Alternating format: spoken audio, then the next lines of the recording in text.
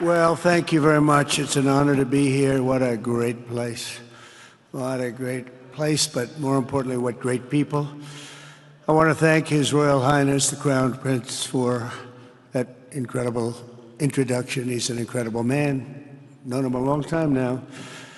There's nobody like him. Thank you very much. Appreciate it very much, my friend. And it's a tremendous honor to return to this beautiful kingdom and be welcomed back with such extraordinary generosity and warmth. I've never forgotten the exceptional hospitality showed to us by King Solomon, who's just, we talk about a great man. That is a great man. That is a great man, a great family. And that visit took place exactly 8 years ago. The graciousness of the royal family and the Saudi people is really unsurpassed, no matter where you go. Let me also thank the countless ministers, government officials, business leaders, and distinguished guests for that warm welcome. Very warm, and I know so many of you. I'd like to call out all of your names, but we have a lot of problems. We'd be here for a long time. We don't want that, so don't be upset. With this historic state visit, we celebrate more than 80 years of close partnership between the United States and the Kingdom of Saudi Arabia.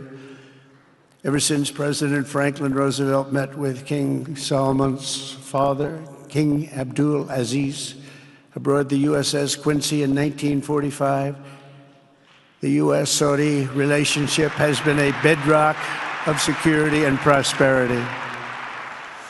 Today, we reaffirm this important bond, and we take the next steps to make our relationship closer, stronger, and more powerful than ever before. It is more powerful than ever before.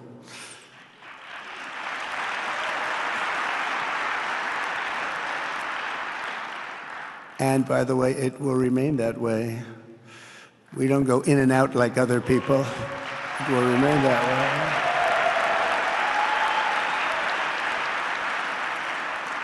I've come this afternoon to talk about the bright future of the Middle East, but first let me begin by sharing the abundance of good news from a place called America. In less than 4 months, our new administration has achieved more than most other administrations accomplish in 4 years or even 8 years. We've actually done, for the most part, more. The day I took office, we inherited, thank you. Thank you. The day I took office, we inherited a colossal invasion on our southern border, an invasion like you'd never want to see here. Nobody should ever want to see it. But within weeks, we slashed illegal border crossings to an all-time low, down 99.999%. That's good, even for this great gentleman standing right in front of me. That's a good number. We had hundreds of thousands of people. They came in at the same time last year, and last month we had, in this massive border, 3 people that got in. That's quite a difference, and we have no choice but to get a lot of the people that came in because they were not the best people. They were, in many cases, very bad people. We're getting them out. We're getting them out very fast. We're bringing them back to where they came from. We have no choice. After years of military recruiting shortfalls, enlistments in the U.S. Armed Forces are now the highest in 30 years because there is such an incredible spirit in the United States of America. We have tremendous spirit again.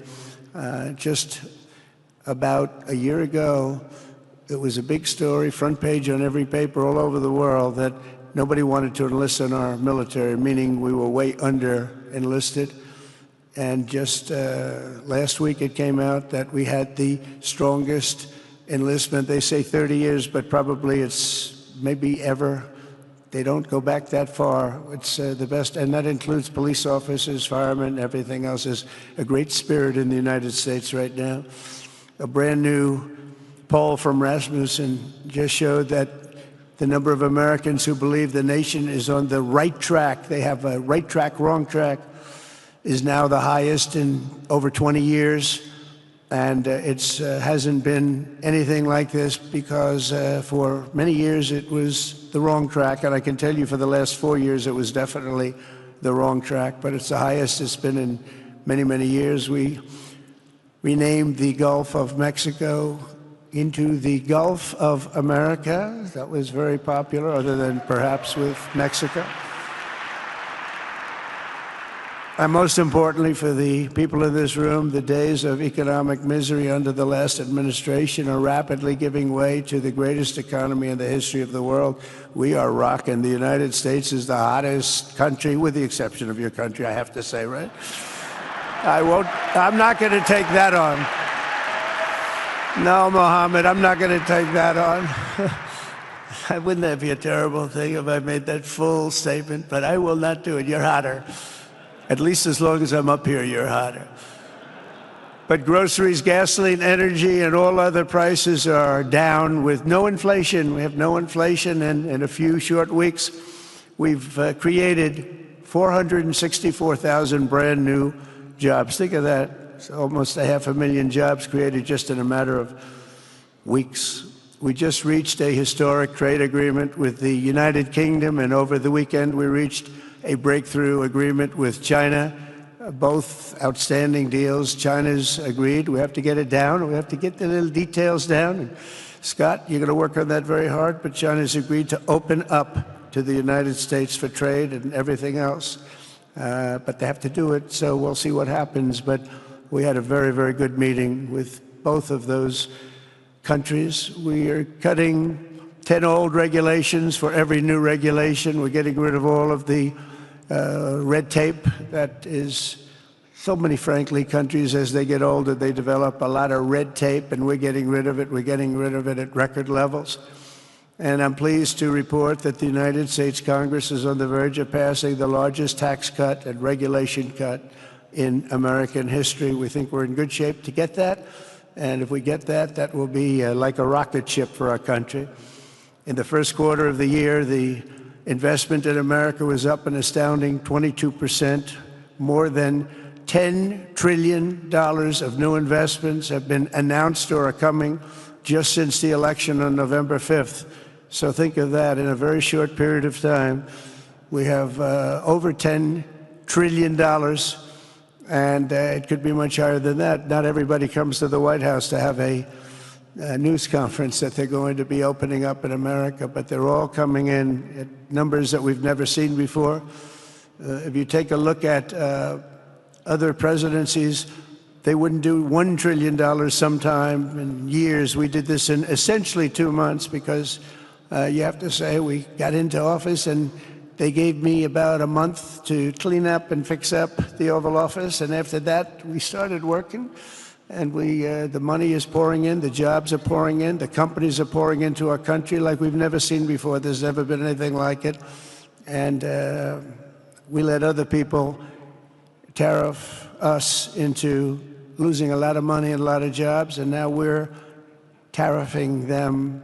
And it's at a level that nobody's seen. It's a level that is making us a very much different country and a very different Republican Party. We won a tremendous victory in November. We won all 7 swing states, the popular vote by millions and millions of votes. The Electoral College, we won by 312 to 226. Remember, they said, well, we could get to 270. No, we got to 312. That's a big difference. And very importantly, we won counties throughout the United States, 2,660 to 451.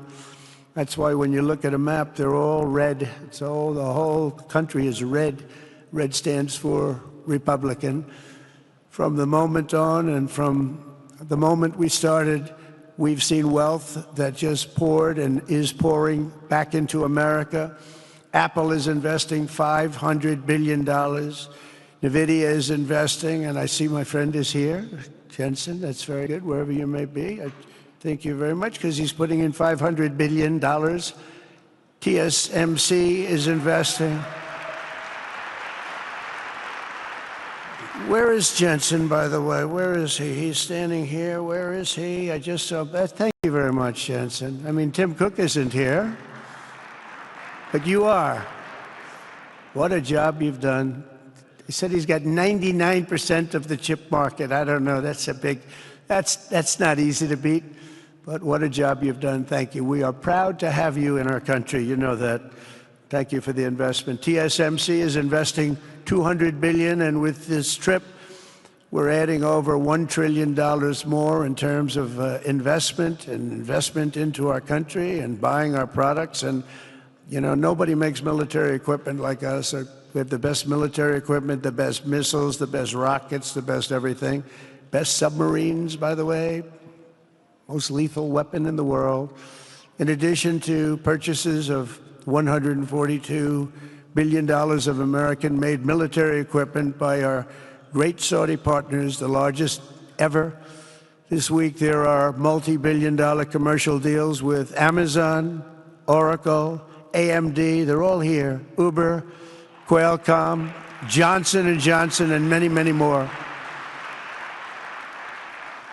So I want to congratulate everybody, so many great business executives, many of you, most of you I know, and they're coming in. You know, about a month ago, they weren't that happy when they saw me, and now they're saying, "Sir, you're doing a great job. Thank you very much." It's amazing what a rising market will do. Oh, it's going to get a lot higher. In fact, I told people 5 weeks ago, this is a great time to buy. I got criticized for that. Now they don't criticize me anymore. People should have listened.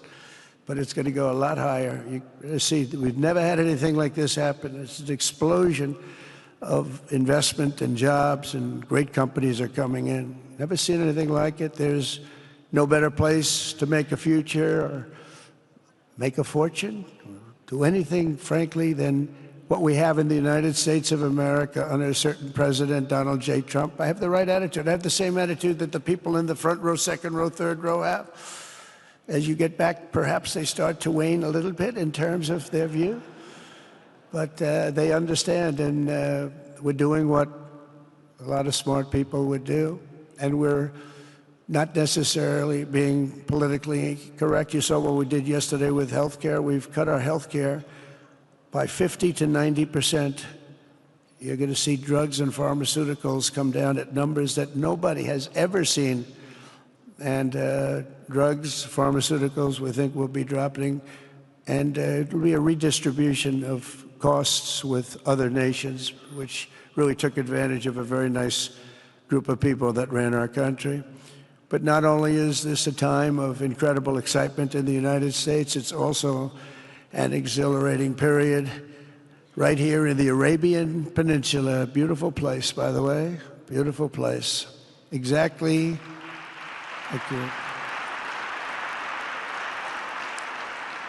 Exactly 8 years ago this month, I stood in this very room and looked forward to a future in which the nations of this region would drive the forces of terrorism and extremism, drive them right out of existence, and take your place among the proudest, most prosperous, most successful nations anywhere in the world as leaders of a modern and rising Middle East. So exciting.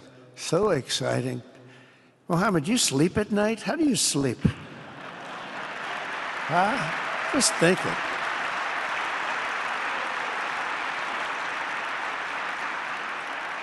What a job. He tosses and turns like some of us.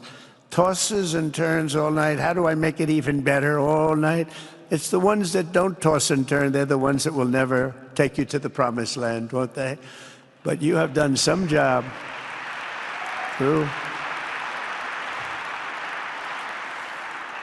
But critics doubted that it was possible what you've done. But over the past 8 years, Saudi Arabia has proved the critics totally wrong. The transformation that has occurred even by these incredible business leaders. I mean, you had the biggest leaders in business anywhere in the world standing right before us.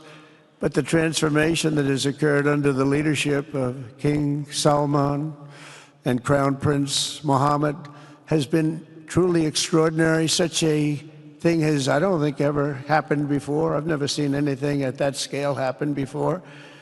And I guess, you know, maybe you could say the United States is doing pretty well too, you know, but I don't think too many people have seen that happen before. Majestic skyscrapers, the towers that I see, the difference between now and 8 years ago. And 8 years ago was very impressive, but the towers that I see rising, some of the exhibits that I was shown by Mohammed,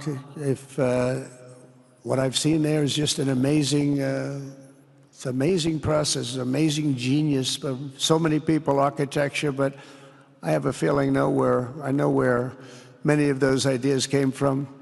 Happens to be sitting right in this room right before me, but the towers and all of the different, I've seen a lot of different towers. I didn't think there's any version of a tower that I haven't seen in one form or another. Well, I just passed 4 exhibits. I have never seen anything like any of them. So it's going to be very exciting. And they sit among the ancient wonders of a growing and exciting city. It's really amazing. Riyadh is becoming not just a seat of government, but a major business, cultural, and high-tech capital of the entire world. The World Cup is here. Johnny, just stand up, Johnny. Johnny, thank you, Johnny.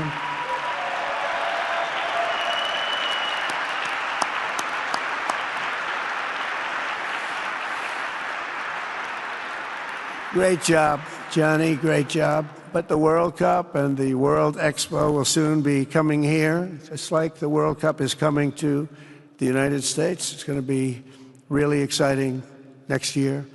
The engines of Formula One racing now roar through the streets of Jeddah in a historic milestone. Other industries recently surpassed oil. Think of it, all of your other industries now have surpassed oil. I don't know if a lot of people will understand what that means. It's so big, to make up a majority of the Saudi economy for the very first time ever. So think of that. Other industries are now bigger even than oil, which is always going to be a big monster. It's a big one. But that's a great tribute to you and economic development properly used. In other cities throughout the peninsula, places like Dubai and Abu Dhabi, Doha, Muscat, the transformations have been unbelievably remarkable. Before our eyes, a new generation of leaders is transcending the ancient conflicts of tired divisions of the past and forging a future where the Middle East is defined by commerce, not chaos, where it exports technology, not terrorism, and where people of different nations, religions, and creeds are building cities together, not bombing each other out of existence. We don't want that.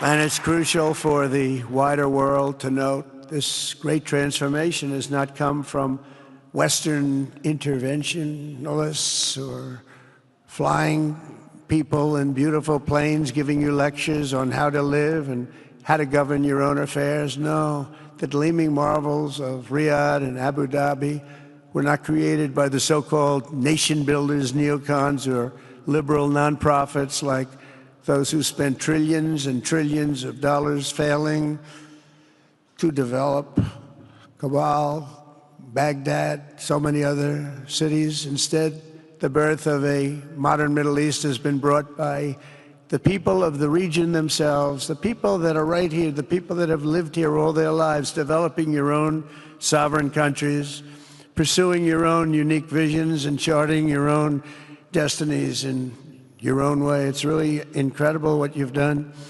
In the end, the so-called nation builders wrecked far more nations than they built, and the interventionists were intervening in complex societies that they did not even understand themselves. They told you how to do it, but they had no idea how to do it themselves. Peace, prosperity, and progress ultimately came not from a radical rejection of your heritage, but rather from embracing your national traditions and embracing that same heritage that you love so dearly.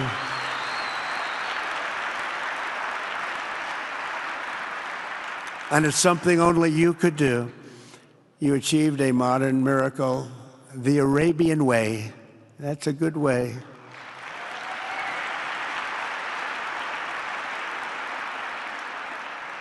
Today, the Gulf nations have shown this entire region a path towards safe and orderly societies with improving quality of life, flourishing economic growth, expanding personal freedoms, and increasing responsibilities on the world stage.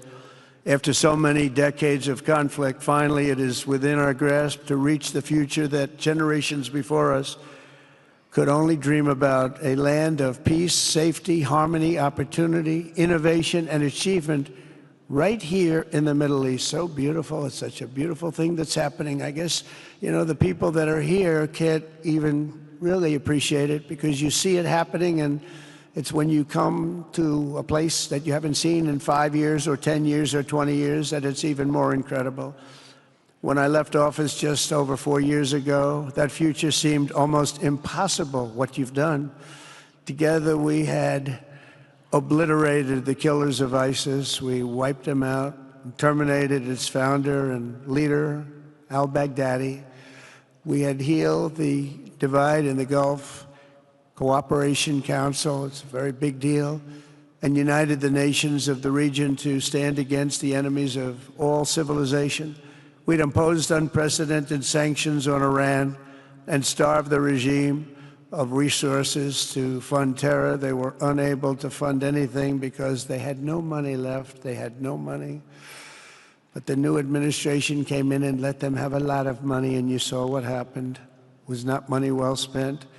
And with the historic Abraham Accords that we're so proud of, all the momentum was aimed at peace, and it aimed very successfully. It's been an amazing thing, the Abraham Accords, and it's my fervent hope, wish, and even my dream that Saudi Arabia, a place I have such respect for, especially over the last fairly short period of time, what you've been able to do, but we'll soon be joining the Abraham Accords. I think it'll be a tremendous tribute to your country, and it will be something that's really going to be very important for the future of the Middle East.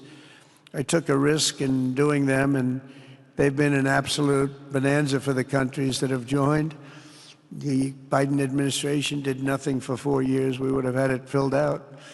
But it will be a special day in the Middle East with the whole world watching when Saudi Arabia joins us, and you'll be greatly honoring me, and you'll be greatly honoring all of those people that have fought so hard for the Middle East. And I really think it's going to be something special, but you'll do it in your own time, and that's what I want, and that's what you want, and that's the way it's going to be.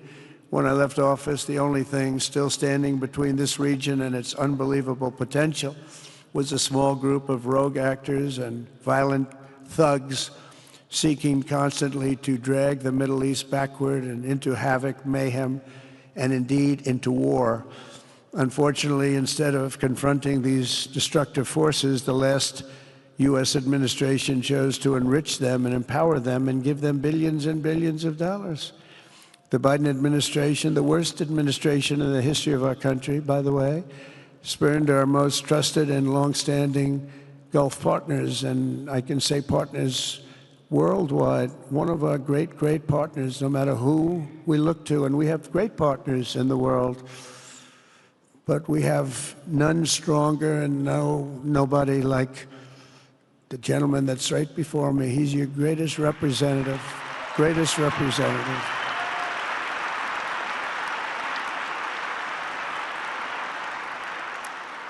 And if I didn't like him, I'd get out of here so fast. You know that, don't you? He knows me well. I do. I like him a lot. I like him too much. That's why we give so much, you know? Too much. I like you too much. Great guy. They lifted sanctions on Iran in exchange for getting nothing, and sent the regime tens of billions of dollars to fund terror and death all over the world. And they laughed at him. They laughed at our leader. And they're still laughing at our leader. They thought him a fool. And they made nothing but trouble ever since, including the funding of October 7th, one of the worst days ever in the history of the Middle East. Horrible day. Biden removed the Houthis from the list of foreign terrorist organizations, even while missiles and drones were being launched right here at your beautiful city of Riyadh, and launched at ships if they happened to be sailing in the wrong location. The Biden administration's extreme weakness and gross incompetence derailed progress toward peace, destabilized the region, and put at risk everything we had worked so hard to build together. And when you think of the great achievements that you've made, to do it in light of a pretty hostile administration, an administration that was not a believer, it makes your achievements even greater. Makes them even greater, you know that. But in a few short months since taking office, we have achieved the swift return of American strength at home and abroad, now working with the vast majority of people in this region who seek stability and calm.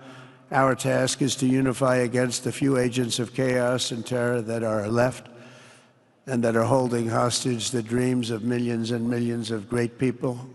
The biggest and most destructive of these forces is the regime in Iran, which has caused unthinkable suffering in Syria, Lebanon, Gaza, Iraq, Yemen, and beyond. There could be no sharper contrast with the path you have pursued on the Arabian Peninsula than the disaster unfolding right across in the Gulf of Iran. Think of that. They wanted to name it that. I said, they're not going to let them do that. Do you mind if I stop that? I stopped it. We're not going to let that happen.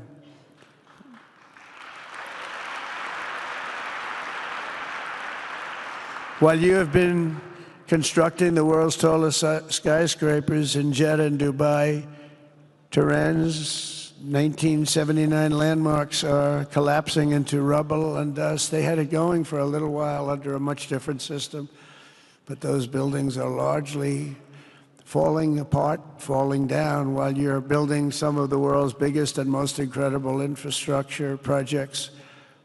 Buildings, all sorts of things you're building that nobody's ever even seen before.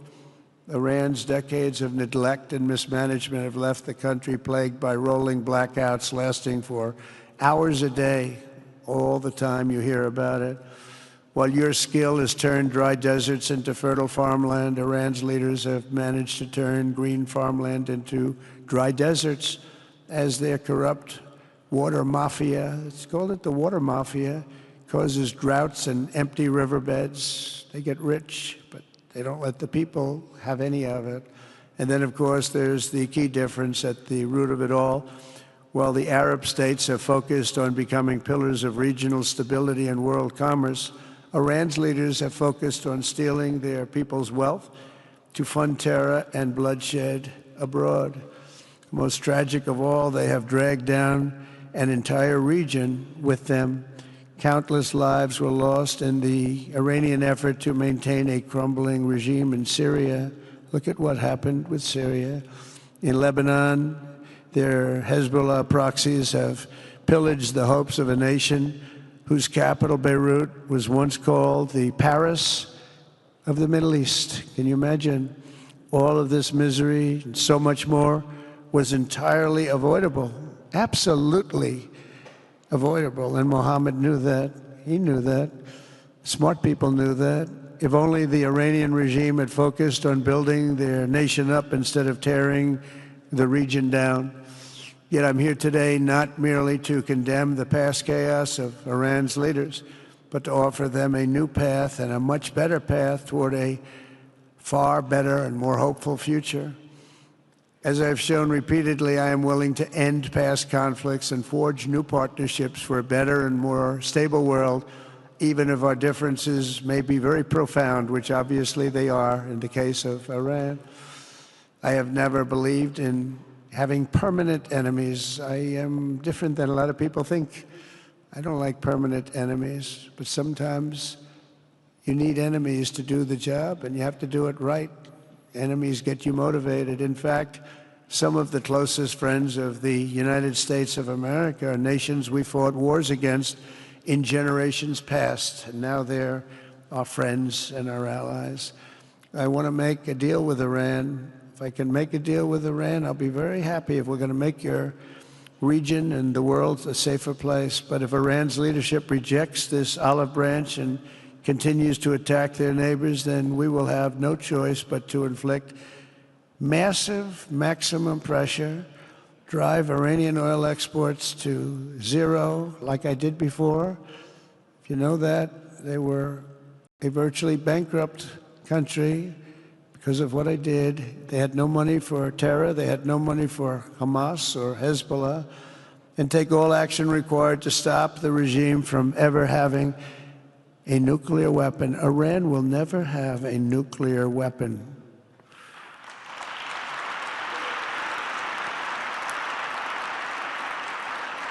But with that said, Iran can have a much brighter future, but will never allow America and its allies to be threatened with terrorism or nuclear attack. The choice is theirs to make. We really want them to be a successful country. We want them to be a wonderful, safe, great country, but they cannot have a nuclear weapon. This is an offer that will not last forever. The time is right now for them to choose. Right now, we don't have a lot of time to wait. Things are happening at a very fast pace. They're happening right here. They're happening at a very fast pace. So they have to make their move right now, one way or the other. Make your move. As I said in my inaugural address, my greatest hope is to be a peacemaker and to be a unifier. I don't like war. We have the greatest military, by the way, in the history of the world. You know, I rebuilt our military in my first 4 years and rebuilt it into the most powerful military there is. And you saw that when I knocked out ISIS in 3 weeks. People said it would take 4 years, 5 years. I did it. We did it in 3 weeks. Just days ago, my administration successfully brokered a historic ceasefire to stop the escalating violence between India and Pakistan. And I used trade to a large extent to do it. I said, fellas, come on, let's make a deal. Let's do some trading. Let's not trade nuclear missiles. Let's trade the things that you make so beautifully. And they both have very powerful leaders, very strong leaders, good leaders, smart leaders. And it all stopped. Hopefully it'll remain that way, but it all stopped. I was very proud of Marco Rubio and all of the people that worked so hard. Marco, stand up. What a great job you did on that. Thank you, J.D. Vance, Marco. The whole group worked with you, but it was a great job. And I think they're actually getting along. Maybe we can even get them together a little bit, Marco, where they go out and have a nice dinner together. Wouldn't that be nice? But we've come a long way, and it could be, you know, millions of people could have died from that conflict that started off small and was getting bigger and bigger and bigger by the day. I've also been working relentlessly to end the terrible bloodshed between Russia and Ukraine, and very importantly, talks are being held in Turkey later this week, probably on Thursday, and they could produce some pretty good results. Our people are going to be going there. Marco's going to be going there. Others are going to be going, and we'll see if we can get it done. 5,000 people, young people for the most part, soldiers from Ukraine, soldiers from Russia. They're not from here, and they're not from the United States, but they're souls. They're souls. I think usually, mostly, they're young, beautiful souls that left their parents waving goodbye, left their brothers and sisters. Goodbye, I'll see you soon. And they got blown to pieces. 5,000 on average a week are dying, and people are dying elsewhere in the region, but tremendous numbers like we haven't seen since World War II are dying, and I want to stop it. I want to stop it. It's a horrible war. Would have never happened if I were president. That's a war that would have never happened. October 7th would have never happened if I were president, because Iran had no money to pay Hamas or anybody else. They had no money. They were not looking to take care of them. They had to take care of themselves. They had no money. We stopped their oil effectively with the embargoes and sanctions. But let me take this opportunity to thank the Kingdom of Saudi Arabia for the constructive role that you've played in facilitating the Ukraine talks. And it really is, you've been amazing. You've made everything available to us. Thank you very much. Thank you. And if we get that settled, we'll pay a special tribute to what you've done. You really did lay a great groundwork. Thank you very much. Appreciate it. The West should not be dragging itself backward into another endless war in Europe, yet another endless war. We should stop the killing and work together to address the biggest long-term threats as one unbeatable team. Think of us as an unbeatable team. I mean, when you look at what you've done here, that's much more difficult than stopping stupidity. Think of it. It's stupidity. What you've done is much more difficult, and you did it better than anybody else has ever done it. As President of the United States, my preference will always be for peace and partnership whenever those outcomes can be achieved. Always. It's always going to be that way. Only a fool would think otherwise. In recent years, far too many American presidents have been afflicted with the notion that it's our job to look into the souls of foreign leaders and use U.S. policy to dispense justice for their sins. They loved using our very powerful military, and now it's really the most powerful it's ever been. We just are getting a budget approved, $1 trillion, highest budget we've ever had in history for military, $1 trillion. And we're getting the greatest missiles, the greatest weapons. And, you know, I hate to do it, but you have to do it because we believe in peace through strength. You have to have the strength, otherwise bad things could happen. But hopefully we'll never have to use any of those weapons. Seems to be an awfully big waste of money if you're never going to use them, but hopefully we'll never have to use them because the destructive power of some of those weapons are like nobody's seen before. I believe it is God's job to sit in judgment, my job to defend America, and to promote the fundamental interest of stability, prosperity, and peace. That's what I really want to do. I will never hesitate to wield American power if it's necessary to defend the United States or to help defend our allies.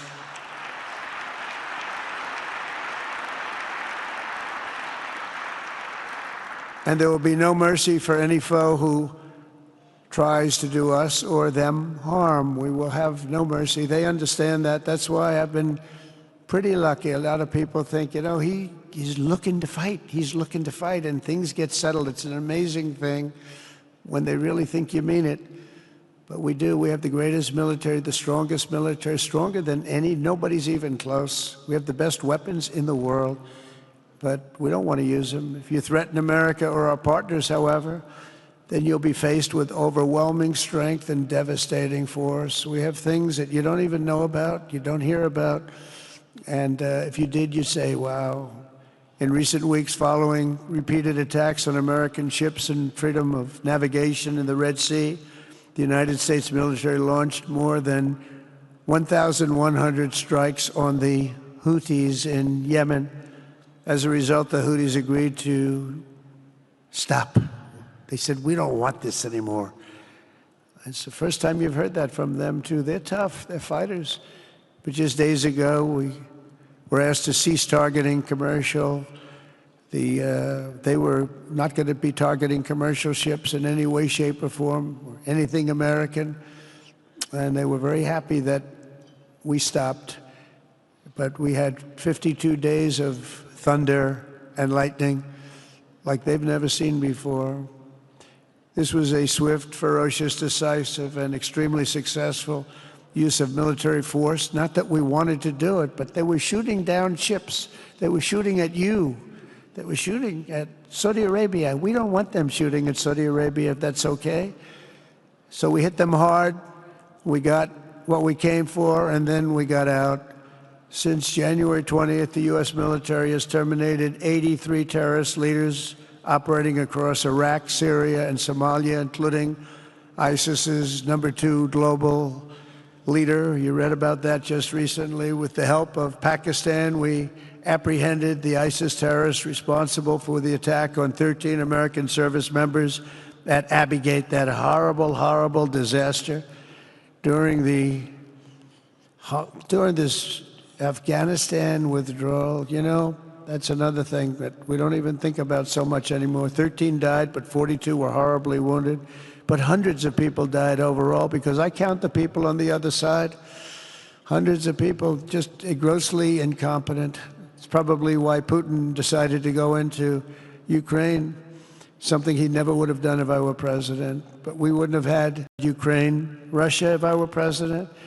We wouldn't have had Abigate because there wouldn't have been any reason we were getting out, but we were getting out with dignity and with strength and power. But the way they got out was not good. I think it was the most embarrassing moment in the history of our country. And we've been working tirelessly to bring back all hostages held by Hamas. We brought back a lot already, but we're bringing back more. This weekend, we successfully negotiated the release of the last American hostage, Edan Alexander. Just came out a few hours ago, and we continue to work to get that war ended as quickly as possible. It's a horrible thing that's taking place. All civilized people must condemn the October 7th atrocities against Israel, which would never have happened again if you had probably a different president, but definitely if you had me as president. The people of Gaza deserve a much better future, but that will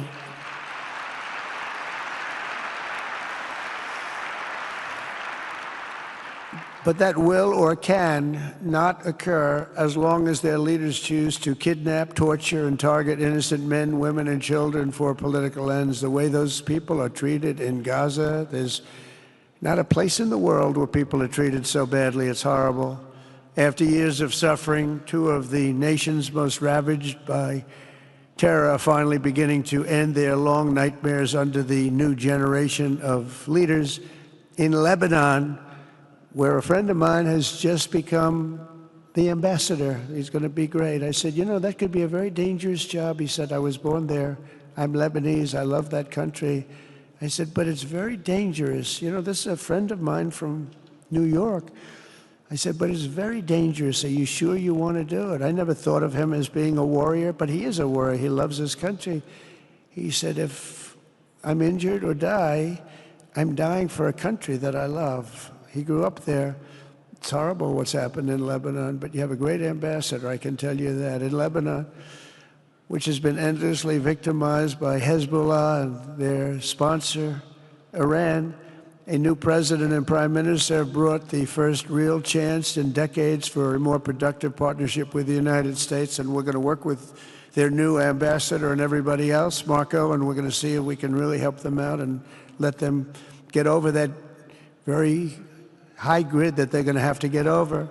My administration stands ready to help Lebanon create a future of economic development and peace with its neighbors. They have tremendous people in Lebanon, doctors, lawyers, great professional people. I hear it so many times. Likewise, in Syria, which has seen so much misery and death, there is a new government that will hopefully succeed in stabilizing the country and keeping peace. That's what we want to see in Syria. They've had their share of travesty, war, killing, many years. That's why my administration has already taken the first steps toward restoring normal relations between the United States and Syria for the first time in more than a decade. And I'm very pleased to announce that Secretary Marco Rubio will be meeting with the new Syrian foreign minister in Turkey later this week. And very importantly, after discussing the situation in Syria with the Crown Prince, your Crown Prince,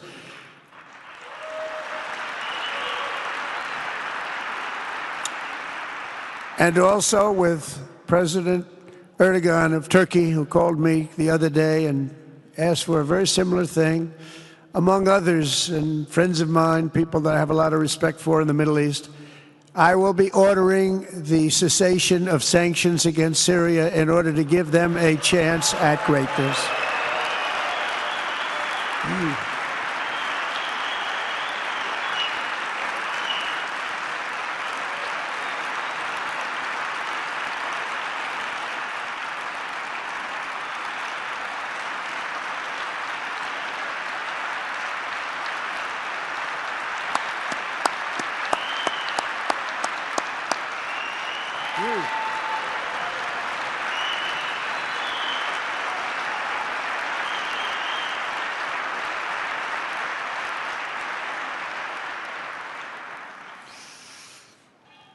Oh, what I do for the Crown Prince.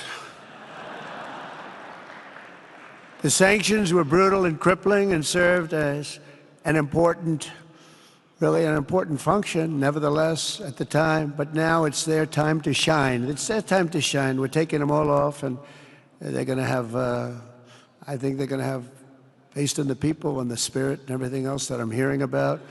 So I say good luck, Syria. Show us something very special like they've done, frankly, in Saudi Arabia, okay? They're going to show us something special. Very good people. Everywhere we can, my administration is pursuing peaceful engagement, offering a strong and steady hand of friendship to all that will take it in good faith. Together, we have made unprecedented strides and tremendous progress, and we're still just at the dawn of the bright new day that awaits for the people of the Middle East, the great, great people of the Middle East. If the responsible nations of this region seize this moment, put aside your differences and focus on the interests that unite you, then all of humanity will soon be amazed at what they will see right here in this geographic center of the world. It really is. It's like a center of the world and the spiritual heart of its greatest faiths. For the first time in 1,000 years, the world will look at this region not as a place of turmoil and strife and war and death, but as a land of opportunity and hope, just like you've done right here, a cultural and commercial crossroads of the planet. Security and stability will lift millions into lives of safety and success, and the nations of this region will be free to realize your highest destinies, honor your proud histories, harness amazing new opportunities, and bring incredible glory to Almighty God.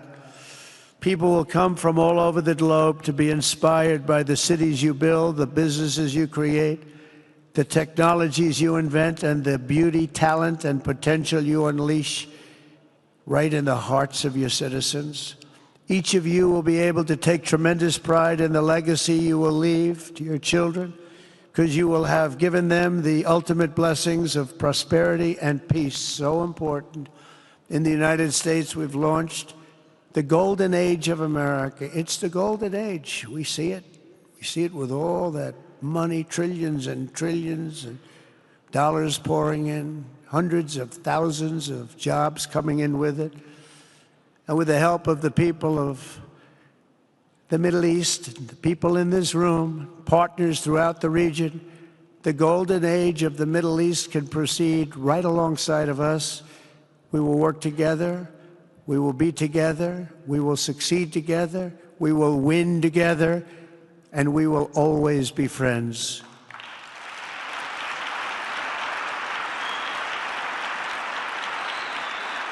Thank you.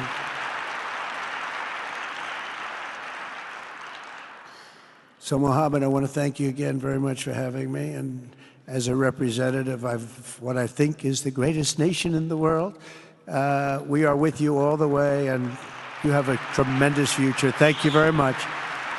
And please pay my respects to your father. Thank you very much. Thank you.